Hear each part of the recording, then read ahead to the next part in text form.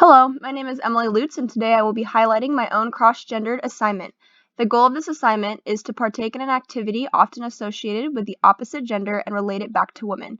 I decided to trial mine on construction and building.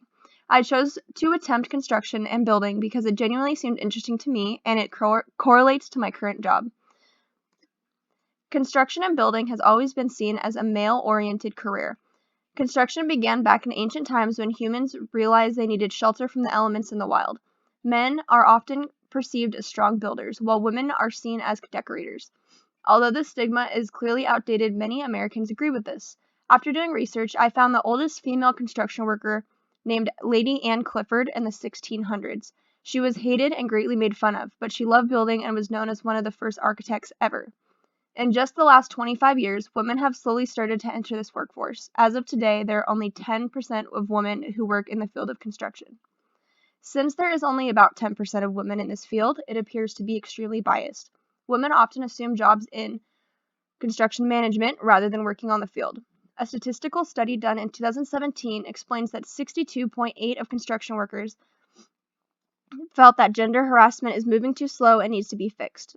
Few steps have been taken in this field to attempt to make it equal, such as new signs and more orientations on the field, and even reaching out to women in this field to see how they feel, but it still really isn't enough. I believe that women have often not wanted to participate in this career because it does not make them look feminine. Men in this field will treat women negatively in this field and try to keep them away. Men are scared of losing their masculinity, and women do not want to be perceived as non-feminine. Changes are attempting to be completed in order to even out the gender ratio. Large conferences such as Women in Construction are held annually to empower female construction workers. Another statistical study was done that depicted that women make $1 less on average compared to men.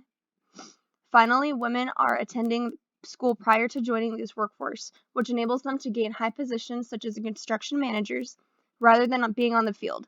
87% of women in this field are involved in the management team. Construction fits in this traditional idea of leisure for males for various reasons. Throughout history, men have always been the builders and bread makers, while women took care of the children, stayed home, or even cleaned. Just recently, in the last century, many changes have started to happen for women.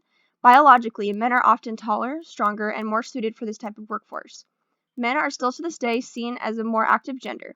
For example, men's sports teams are much more followed than any female sports team, or even any labor type is often given to males rather than females. I found this a really interesting statistic, which mentions how gender feels more pressure. It appears that males feel more pressure financially and career-based, while women feel more pressure in parenting and appearance. I think if media presented strong female characters, that this demographic would change. Children would be encouraged to pursue any career they would like without judgment of parents or even peers. I also believe that through empowering women and by listening and aiding them, that significant changes would be made. Biologically, men may be built stronger, but women have better communication skills and even better decision-making skills. Through feminism, which our grandparents deeply fought for, we should be able to change statistics just like this one. After doing research on construction careers, I realized that it would help empower female students at my job. So for my activity, I wanted to attempt construction firsthand at my day job. I currently work at Liberty High School in Brentwood, California. I direct students and volunteers while coming up with creative ideas for the theater's program productions. I decided for this upcoming production, I would construct myself the set rather than explaining to someone what I wanted to be done. The entire process of preparation and building took about 3.5 months to complete. I have been employed by the district for over a year now, and I haven't ever built the set pieces myself, but rather I have created the blueprints, made design choices, and led the team as a whole. All the knowledge gained for construction was done within this 3-month period. I never saw myself taking on a project like this firsthand, but I was so nervous about messing it up. Everybody who builds the set for the shows at Liberty High School are male students, so I felt very intimidated going in and taking this on my own. I felt like I would not be taken seriously as a female instructing males how to build, and I felt if I was not going to be strong enough to complete this project.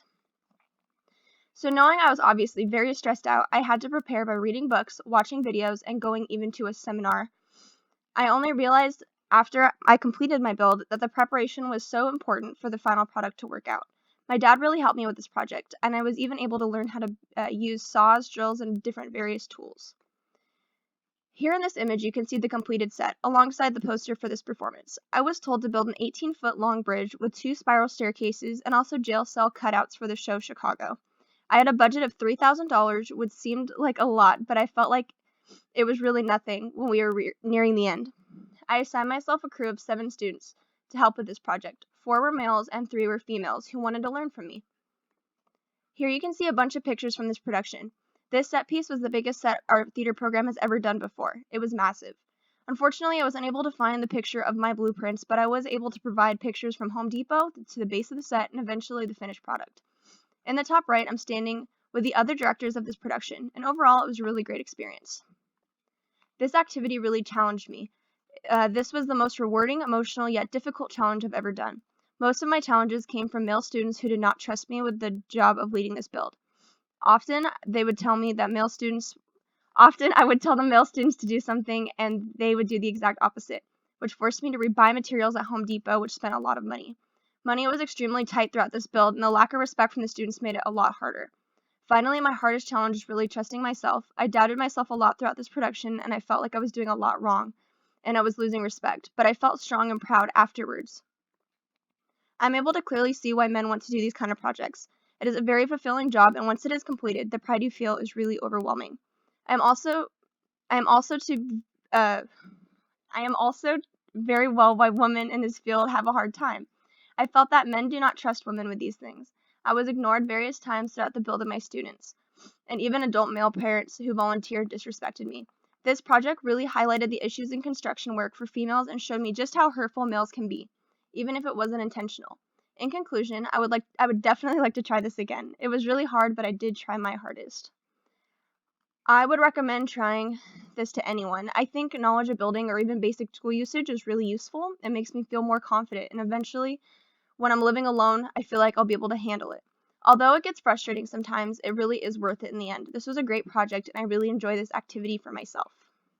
Although men dominate this field of work, I hope to see a change soon where women feel comfortable enough to pursue this as a career. After partaking in my activity, I hope to be able to help it or try it again and enable female students to feel comfortable enough to choose construction as a career if they would like.